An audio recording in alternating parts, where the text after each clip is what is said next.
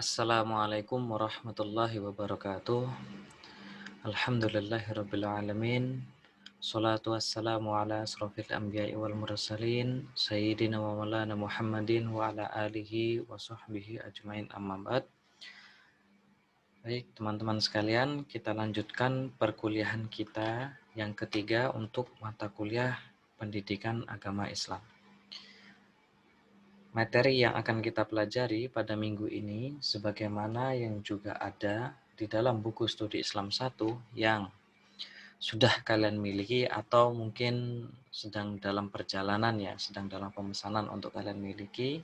Di sana membahas kaitannya dari materi sebelumnya tentang urgensi agama, pentingnya agama dalam kehidupan kita. Juga bagaimana agama mengajarkan tentang toleransi. Akan tetapi, sebelumnya hal yang menjadi penting untuk kita fahami sebenarnya ada dua hal. Yang pertama, mengapa kita harus bertoleransi, dan yang kedua, bagaimana sebenarnya toleransi yang diajarkan oleh Islam. Pada materi yang akan kita diskusikan, kita pelajari di dalam pertemuan ini, kita akan menjawab dua pertanyaan mendasar tentang hal ini. Mengapa kita harus bertoleransi dan bagaimana toleransi yang diajarkan oleh Islam. Nah, sebelum kita bertanya mengapa toleransi ini penting bagi kita, kalau kita melihat dari sejarahnya, kita secara umum bisa mengklasifikasikan kurang lebih ada 7 konflik beragama yang pernah terjadi di Indonesia. 7 hal yang dianggap ya, yang dianggap itu berarti yang disinyalir terjadi karena konflik agama.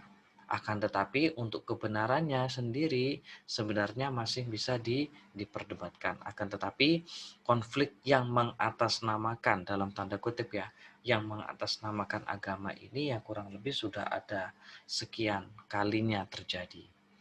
Utamanya di negara kita Indonesia yang terdiri dari ribuan suku, ribuan budaya, dan dari banyak agama sebenarnya. Banyak agama yang ada di Indonesia ini. Walaupun sejauh ini yang diakui hanya 6 ya, hanya 6 saja. Akan tetapi hal ini menjadikan toleransi itu penting untuk kita miliki. Penting untuk kita miliki. Nah, dari berbagai macam peristiwa sejarah ini menjadikan kita sebagai generasi penerus bangsa untuk mulai memahami tentang pentingnya toleransi di negara kita. Sebab sejarah dari ketujuh konflik yang pernah terjadi di Indonesia ini seharusnya menjadi pelajaran bagi kita agar kedepannya tidak terjadi demikian. Baik konflik yang murni terjadi karena agama atau konflik yang hanya mengatasnamakan agama. Seperti itu. Nah, di sini ada dua prinsip mendasar. Mengapa kita memerlukan yang namanya toleransi beragama ini? Yang pertama, perbedaan adalah sebuah keniscayaan. Ini harus kita pahami betul, bahwasanya kita sebagai seorang manusia pasti berbeda dengan orang yang lain, seperti itu. Perbedaan itu ya bisa mencakup apa saja. Tapi yang jelas bahwasanya ini adalah sebuah keniscayaan. Keniscayaan itu berarti merupakan sebuah realitas sosial yang tidak dapat dipungkiri keberadaannya. Kita bisa berbeda mungkin dalam hal selera, kita berbeda dalam hal ya secara fisik maupun dalam banyak hal yang lain, hobi dan lain sebagainya. Jadi ini adalah sebuah keniscayaan. Kita di dalam keluarga saja yang notabene satu darah, saudara sekandung, pasti memiliki perbedaan, apalagi dengan orang lain, kan seperti itu. Jadi ini adalah sebuah keniscayaan yang pasti ada. Kemudian yang kedua, ketidaksetujuan perilaku, kepercayaan, pendapat yang berada pada kata toleransi. Jadi toleransi didefinisikan bahwasanya kita memang tidak setuju terhadap perilaku, kepercayaan, dan pendapat yang ada di luar kita. Akan tetapi itu tidak sebatas ketidaksetujuan saja, melainkan ada perbedaan fundamental, perbedaan mendasar dalam kata toleransi tersebut, yang menunjukkan adanya walaupun kita tidak setuju, akan tetapi kita memiliki rasa toleransi, atau ya kita bahasa sederhananya itu kita setuju dalam ketidaksetujuan itu. Di situ maka mengapa ada istilah toleransi agama ini muncul, karena dalam hubungan atau dalam relasi antar umat beragama atau antar agama itu sendiri sudah pasti kita berbeda dan kita tidak setuju kan dalam pendapat yang diutamakan, bukan kemudian untuk didiskusikan dan dicari jalan tengahnya. Akan tetapi ketika misalnya ada umat lain yang beranggapan tentang masalah ketuhanan, tentang trinitas yang diimani oleh umat Kristiani seperti itu, kita tidak setuju tentang hal itu, dan itu tidak kemudian menjadi masalah ketidaksetujuan kita. Bahwa toleransi itu tidak kemudian mengatakan atau mengajarkan kita harus setuju terhadapnya. Kita tidak setuju, akan tetapi kita memiliki kesetujuan untuk memberikan rasa toleransi, untuk bukan membiarkan ya kita ya bolehlah seperti itu, karena kita didasari atas prinsip perbedaan itu tadi. Ya nanti akan kita diskusikan lebih lanjut di sini. Tapi yang jelas mengapa pentingnya toleransi itu, ya awal katanya karena memang kita tidak setuju akan hal tersebut, akan tetapi ya kita membolehkan ketidaksetujuan tersebut untuk tetap ada. Nah, di sini kita akan mempelajari berbagai macam definisi atau teori-teori terkait toleransi. Yang pertama tentang sinkretisme, yang artinya meleburkan berbagai agama dalam satu totalitas agama. Jadi agama dilebur. Karena itu tadi, setiap agama tidak setuju terhadap agama yang lain, maka dia mengartikan ya sudah kita lakukan toleransi beragama yang bercorak sinkretisme. Dia meleburkan dari agama-agama yang lain itu ke dalam satu totalitas agama. Itu toleransi yang diyakini oleh ideologi sinkretisme. Jadi karena berbagai macam perbedaan-perbedaan itu tadi, sudahlah jadikan satu, jadikan satu saja biar kita tidak berantem kan, seperti itu. Anggapannya seperti itu. Bagi yang berideologi sinkretisme. Kemudian yang kedua, teori toleransi yang didefinisikan sebagai reconception. Jadi ada konsepsi kembali. Artinya mewujudkan satu agama baru yang menampung kebutuhan manusia dengan cara meninjau kembali ajaran untuk bisa menerima yang lain. Jadi kalau reconception ini lanjutan daripada sinkretisme. Kalau sinkretisme dia meleburkan agama, kalau reconception dia mewujudkan suatu agama baru yang menampung kebutuhan manusia dengan cara meninjau kembali ajaran untuk bisa menerima yang lain. Jadi dipilihin. Misalnya agama Islam, hal-hal yang baik itu apa? Diambil. Dari agama Kristen yang baik apa? Diambil. Dari agama Buddha, dari agama Hindu, Konghucu, kemudian lahirlah sebuah agama yang baru. Itu dasar toleransi dari teori reconception. Kemudian yang ketiga, conversion. Kalau conversion itu dia saling tukar-menukar agama yang satu dengan yang lain. Tujuannya apa? Untuk menghindari eksklusivisme. Eksklusif itu dalam artian tanpa kita ketika berbicara tentang eksklusivitas misalnya kan berarti dia memiliki coraknya sendiri, dia tidak ingin bersentuhan dengan hal-hal yang ada di luar dirinya. Nah, kemudian conversion ini, teori tentang toleransi conversion ini, dia mengusulkan sebuah upaya untuk tukar-menukar agama yang satu dengan yang lain. Ya, hari Jumat oke lah, mengikuti sholat Jumat misalnya. Kemudian hari yang lain mengikuti ibadah umat yang lain. Dan ini yang juga pernah ditawarkan, konsep toleransi conversion ini ditawarkan dari kafir Quraisy kepada Nabi Muhammad. Jadi dikarenakan melihat bahwasanya Nabi Muhammad mulai diterima agamanya, dakwahnya oleh oleh banyak orang, oleh kaum Makkah pada waktu itu, kemudian kafir Quraisy itu mengusulkan kepada Nabi Muhammad, wahai Muhammad, ya sudahlah, coba begini saja.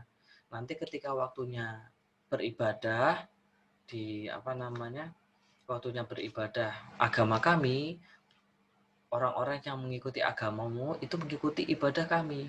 Dan kemudian ketika waktunya ibadahmu, ibadah agamamu, maka kami juga akan mengikutinya. Sudah seperti itu saja wes, biar kita tidak tukaran, biar kita tidak berantem. Itu sebuah gagasan toleransi yang diusulkan. Ya sudah lama, berapa abad yang silam kan seperti itu. Nah, kemudian yang keempat, kaitannya tentang teori toleransi yang bertemakan pluralisme agama. Jadi pluralitas dengan pluralisme ini harus kita bedakan ya. Kalau pluralitas itu kan bentuknya plural. Akan tetapi kalau ideologi pluralisme agama itu ketika dia menganggap semua agama itu benar. Ketika dia menganggap semua agama itu benar. Jadi untuk memahami atau menjalankan toleransi beragama ini, ya jalan keluar yang ditawarkan seperti itu. Sudahlah, semua agama itu kan ditujukan untuk menyembah Allah. Sudah semuanya itu benar, kita tidak usah saling menyalahkan. Itu teori toleransi yang bercorakkan pluralisme agama. Kemudian yang terakhir, ada teori toleransi yang mengatakan agree in disagreement itu. Kita setuju dalam ketidaksetujuan. Jadi kalau yang terakhir ini dia mengatakan bahwasanya ya ini berbeda dengan pluralisme agama tadi. Kalau agree in disagreement itu bahwasanya kita setuju untuk tidak setuju. Artinya apa? Ya kita tidak setuju pada awalnya. Kita memang tidak setuju sampai akhirnya. Akan tetapi ya sudahlah, kita maklumi saja itu sebagai sebuah keniscayaan.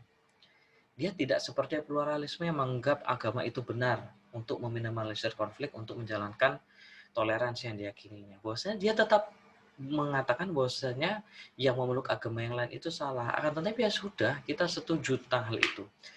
Toh ketika orang lain yang di agama selain daripada yang kita yakini itu menganggap agama kita salah pun, kita tidak merasa itu menjadi sebuah masalah kan seperti itu.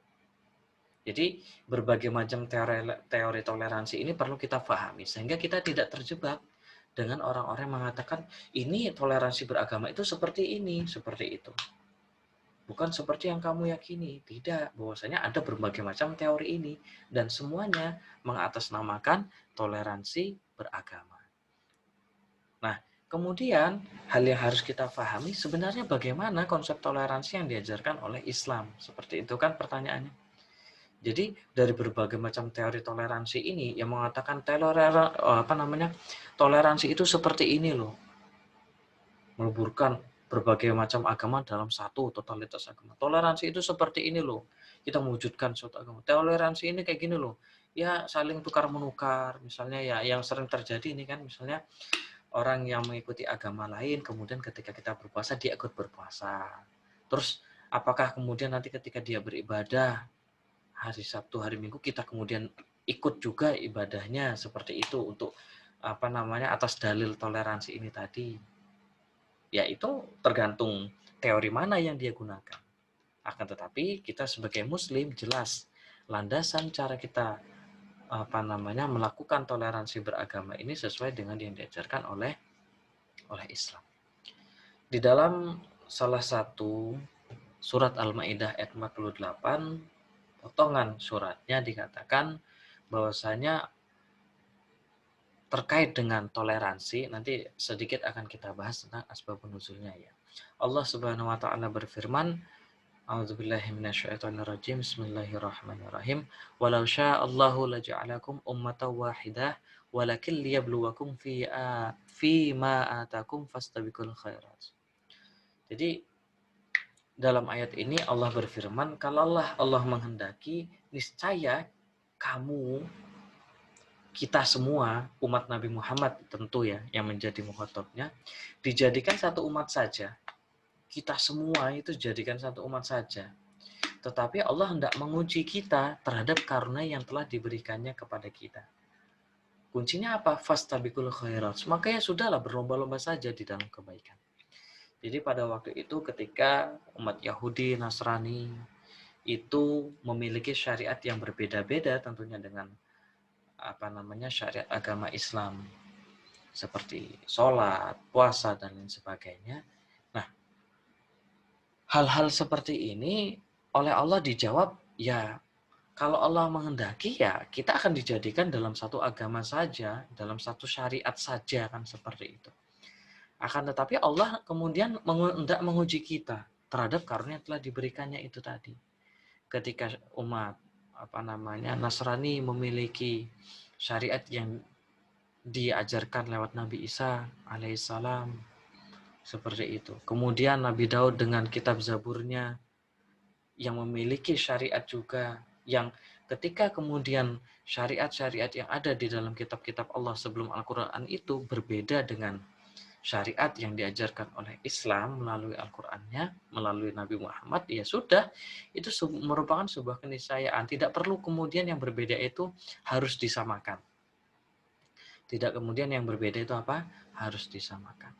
Karena prinsip dalam agama itu, Profesor Dr. Quraisy pernah mengatakan bahwasanya konsep di dalam beragama itu adalah 10 itu hasil penjumlahan berapa kali berapa. Ya. Penjumlahan berapa kali berapa hasilnya, jalannya atau tujuannya. Sehingga ada orang yang kemudian mengatakan 10 itu ya 9 tambah 1. Tapi orang yang lain mengatakan 10, 8 tambah 2. Orang yang ketiga bilangnya ya 7 tambah 3. Ada yang bilang 5 tambah 5. Atau 6 tambah 4. Dan lain sebagainya. Jadi untuk mencapai 10, untuk menjalankan perintah Allah itu tadi, ya ada berbagai macam jalannya. Seperti itu. Maka kita dianjurkan untuk sudah fastabiqul khairat. Asalkan konsep penjumlahan yang kita lakukan itu tetap benar untuk menghasilkan 10, ya sudah, kan seperti itu. Tidak perlu kita perdebatkan bahwasanya harus misalnya 10 itu harus 9 tambah 1 dan ini yang dipaksakan, ini yang sebenarnya keliru. Tapi juga kita harus menolak ketika misalnya penghitungan 10 itu misalnya melakukan penjumlahan yang keliru, 10 kali 0 seperti itu. Dia memaksakan hasilnya 10, ya keliru, kan seperti itu.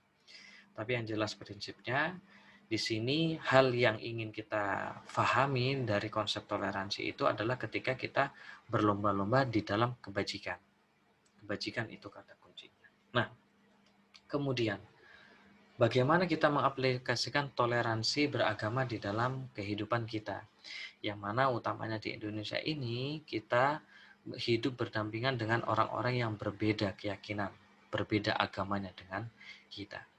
Sudah diajarkan di dalam Quran surat Al-Kafirun yang kalian semua saya yakin sudah hafal ya, lakum dinukum waliyadin.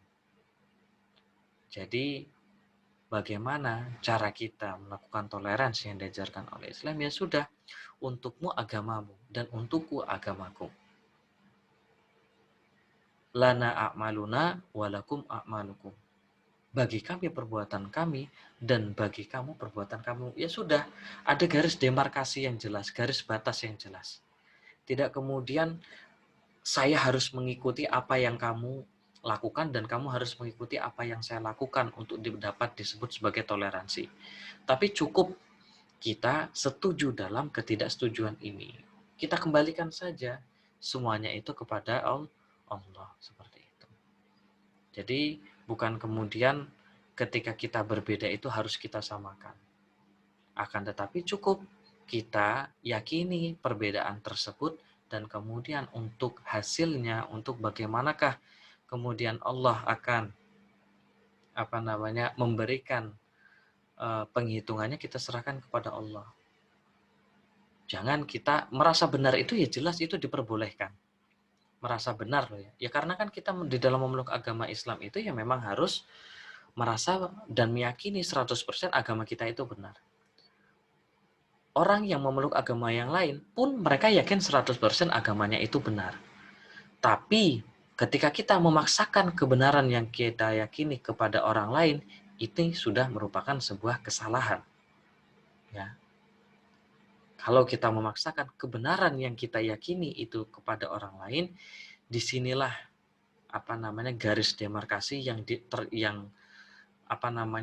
dilewati batasnya itu tadi yang kelewatan. Jadi kita harus yakin 100% dengan agama kita, orang lain pun boleh demikian dan harus memang yakin 100% dengan agamanya, tapi harus jelas garis demarkasinya. Tidak kemudian kita harus memaksakan keyakinan kita. Tidak harus memaksakan keyakinan kita. Bahkan kita misalnya malah justru mencaci maki. Karena kita merasa benar itu tadi kan, kita mulai mencaci maki sesembahan orang lain. Mulai mencaci maki. Ya, ketika kita berbeda dalam beberapa prinsip itu tadi, misalnya kita menghina sesembahan agama yang lain, baik dalam konsep ketuhanan ataupun syariatnya dan lain sebagainya. Dan kalau di dalam Islam tentu ini adalah sesuatu yang bertentangan dengan yang diajarkan. Di dalam Quran surat Al-An'am bisa kalian baca sendiri, bahwasanya kita dilarang untuk memaki sembahan-sembahan yang mereka sembah selain Allah. Dalam artian ya, walaupun kita berbeda dan 100% kita yakin bahwasanya sesembahan mereka itu salah, kita tetap tidak boleh untuk memaki-makinya. Di sini kata kuncinya. Kita tidak boleh untuk memaki-makinya. Mengapa? Karena secara logis saja, kalau kita memaki sesembahan-sesembahan mereka itu, yang akan mereka lakukan bukannya mereka akan memiliki rasa simpatik terhadap kita. Melainkan apa? Ya, nanti mereka juga akan memaki Allah di situ. Juga dengan cara-cara yang melampaui batas. Ya, ini sebuah hal yang inilah sudah mafhum ya. Kalau kita menghina orang lain itu bukan mereka akan menerima hinaan kita, akan tetapi justru berusaha untuk lebih menghina kita kan seperti itu. Maka di dalam Islam pun sudah diajarkan demikian. Walaupun kita tahu bahwasanya mereka berada di dalam jalan-jalan orang-orang yang sesat lah, bukan di jalan orang yang laisa fi siratil mustaqim, bukan di jalan yang lurus seperti itu kan. Akan tetapi tetap kita tidak boleh memaki sesembahan-sesembahan mereka. Karena mereka bukannya tertarik dengan agama kita, melainkan justru mereka akan memaki kita dengan melampaui batas seperti itu. Nah, kemudian ini saya hapus dulu ya pembersihannya.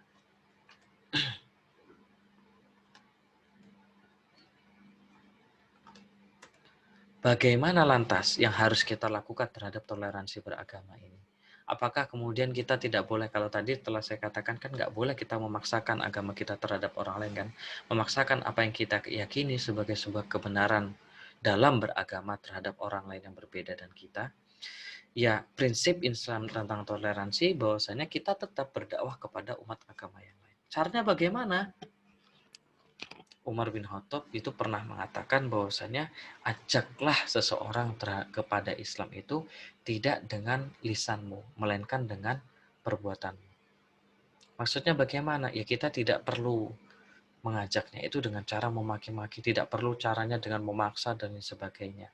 Melainkan tunjukkan saja akhlak yang diajarkan oleh Islam dengan perbuatan saja.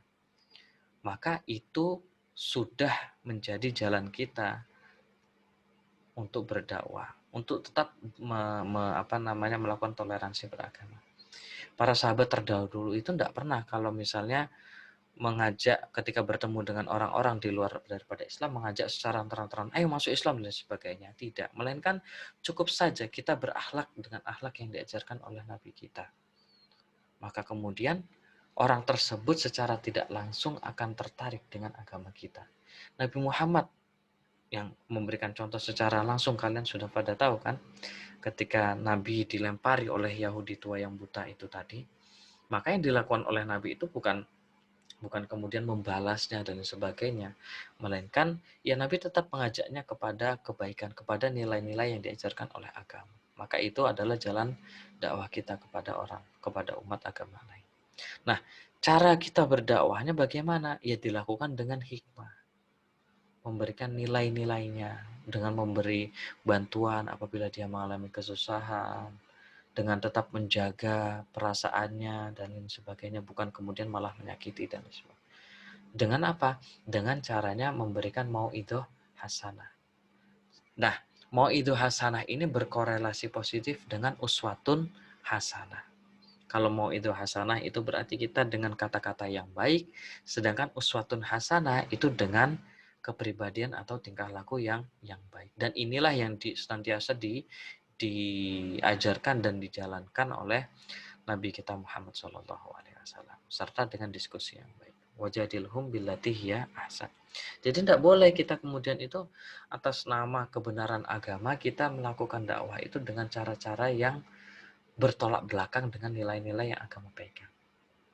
Memaksa kebenaran itu tadi. Nah, selanjutnya konsep toleransi beragama yang perlu kita pegang adalah sifat tasamuh. Tasamuh itu bagaimana? Ya kita menghargai antara sesama manusia dalam batas-batas yang digariskan oleh ajaran Islam. Boleh tidak kita misalnya ketika mereka sedang beribadah, kita bantu keamanannya, penjagaannya yang apa namanya? Yang ini sudah sering terjadi di Indonesia, akan tetapi ada beberapa pihak yang ini masih menanyakan apakah ini masih termasuk toleransi atau ini sudah kebelabasan lah seperti itu. Kalau hanya sebatas misalnya menjaga keamanan ketika mereka melakukan beribadah, yaitu masih dalam koridor toleransi beragama yang diajarkan oleh agama kita. Karena yang kita jaga itu bukan apa namanya peribadatannya, akan tetapi keamanannya, seperti itu loh. Keamanannya.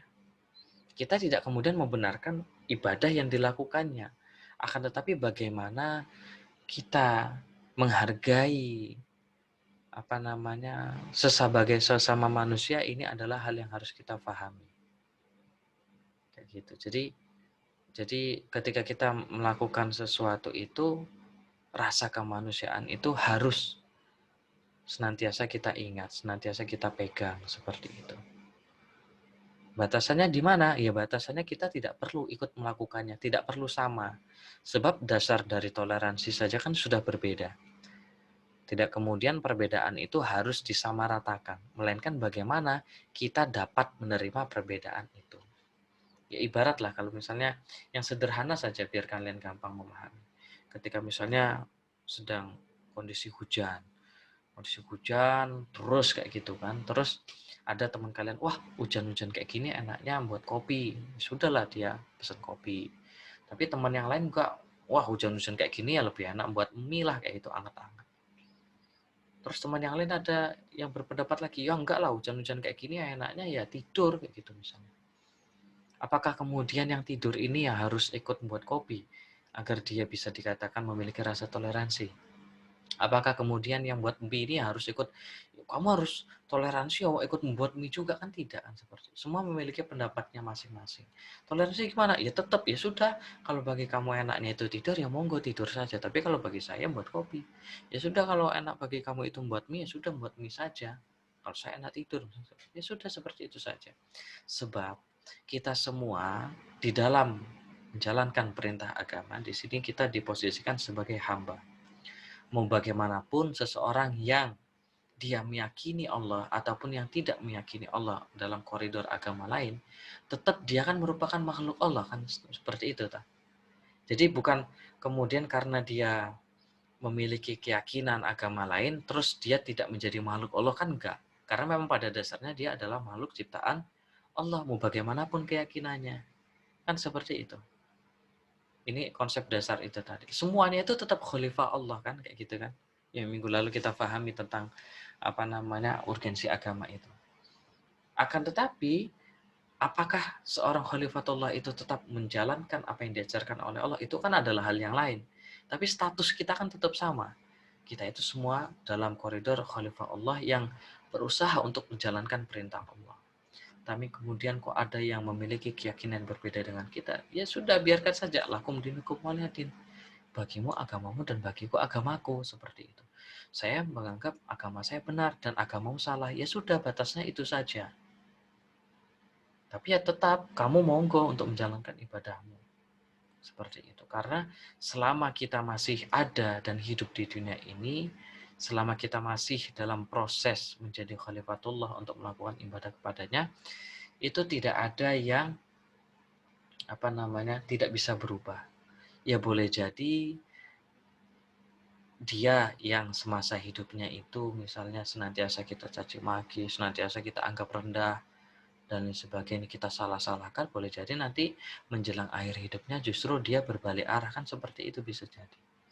Akan tetapi bagaimana prinsipnya? Ya jelas kita tidak boleh kemudian menyalah-nyalahkan atau memaki-maki. Ya, kalau kita tidak usah tentang agama saja, tentang pasangan saja. Saya menikah misalnya kan, ya sudah jelas saya menganggap bahwasanya istri saya yang paling cantik di dunia. Bagi orang lain ya istrinya yang paling cantik. Tapi kan nggak perlu kemudian saya ngomong, wah kok bojomu karo bojoku, ayo bojoku, kan nggak mungkin kayak gitu. Ya sudah, cukup kita imani saja, yakini saja, seperti itu. Maka ada garis demarkasi yang jelas tentang bagaimana batasan-batasannya, itulah yang diajarkan oleh Islam. Bukan kemudian ya untuk menunjukkan toleransi itu kita harus melakukannya agar sama, akan tetapi tidak. Kita tetap meyakini perbedaan itu dan kita menghargai perbedaan itu untuk tetap ada.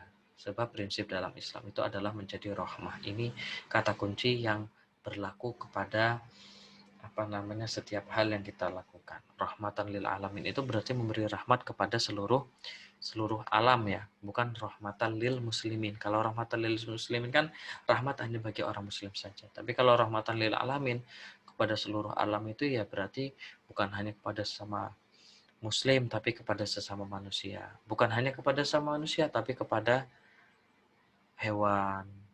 Bukan hanya kepada hewan saja kan, tetapi kepada tumbuhan. Bukan hanya kepada tumbuhan saja tetapi kepada ya semuanya yang ada di alam raya ini. Baik, teman-teman sekalian, kiranya itu materi yang dapat kita pelajari untuk pertemuan kali ini.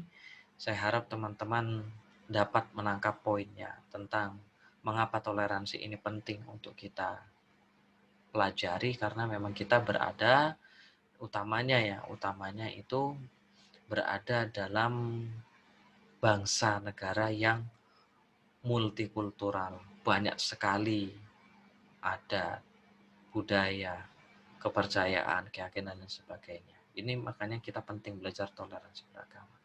Dan bagaimana toleransi yang diajarkan oleh Islam? Ya kita tidak boleh memaki-makinya, melainkan kita harus tetap menghargainya. Baik, kiranya itu saja. Apabila ada pertanyaan bisa dicantumkan di kolom komentar di SIM Unisula ya, seperti itu. Sehingga nanti diskusi kita bisa kita lakukan di portal SIM Unisula di kolom komentarnya. Kiranya itu saja untuk perkuliahan kita pada kesempatan kali ini. Semoga bermanfaat. Kita akhiri dengan bersama-sama membaca hamdalah dan doa kafaratul majelis. Alhamdulillahirabbil alamin. Subhanakallahumma wa bihamdika asyhadu an la ilaha illa anta. Billahi taufiq wal hidayah, ridha wal inayah. Wallahul muwaffiq ila aqwamit thoriq. Wassalamualaikum warahmatullahi wabarakatuh.